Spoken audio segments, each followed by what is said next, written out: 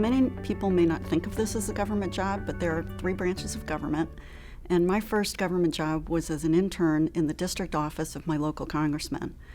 And my first day I walked in, and a kind of disheveled, heavyset guy walked in carrying one of those mini refrigerators. He puts it down, and he comes over and he says, "Hi, I'm Congressman Barney Frank." And it was just a great reminder of how you should never jump to conclusions, you should never make assumptions, and you should always have your mind open to things you can learn. And so I've always kind of kept in mind to just keep your mind open, and there's always more that you can learn. One of my first executive branch government jobs was at the National Science Foundation.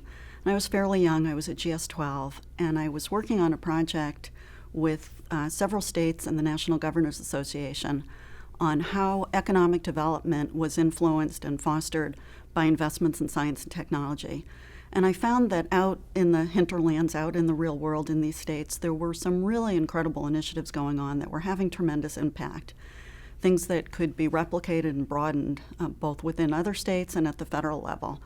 And it was really instructive in how important it is to look outside of Washington and look outside of the Beltway and find ways in which we can share solutions and learn from each other. And that's particularly relevant today given the emphasis on shared services.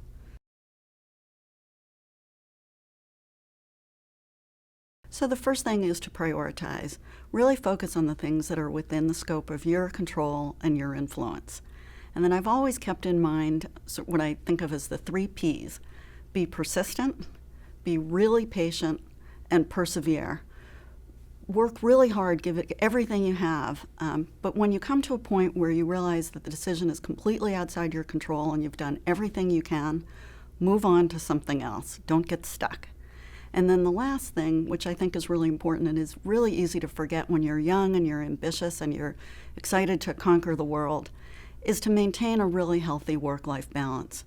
You'll do a much better job if you have a full and healthy life. So those are my 3 tips.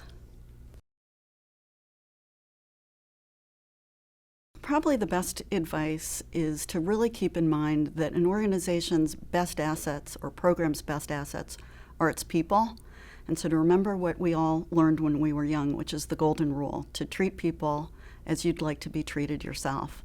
And when you have a choice, always take the high road, even when it's really, really tempting to do otherwise. You'll never regret being nicer to people or more patient or kinder. And so the second thing is to remember that almost any problem can be solved. And so it's much better to start with trying to figure out how to say yes than to assume you should just say no and move on.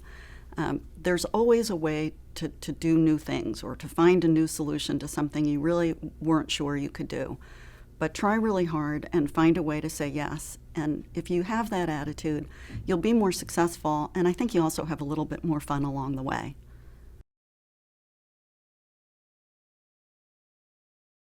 Well, there are lots of resources, particularly in the federal IT community. And I think one of the most important things to do early and do often is get engaged in the community.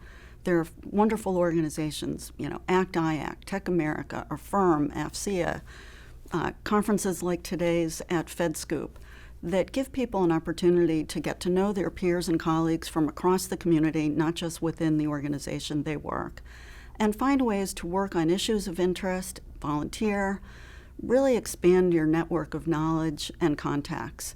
It's really, really important, I think, to get outside of your own little box and find new opportunities. So I think that's really, really critical. So I've had kind of a 360 well-rounded career. I started my career on Capitol Hill. I then worked for a nonprofit professional society for half a dozen years. I then went back to the federal government and worked, as I said, for the National Science Foundation. I then spent, this is going to make me sound really old, but then I spent about 20 years working in industry, primarily doing consulting, working with some of the most innovative, creative, wonderful companies around. And then more recently, I've had the privilege to come back to GSA, to come back to government.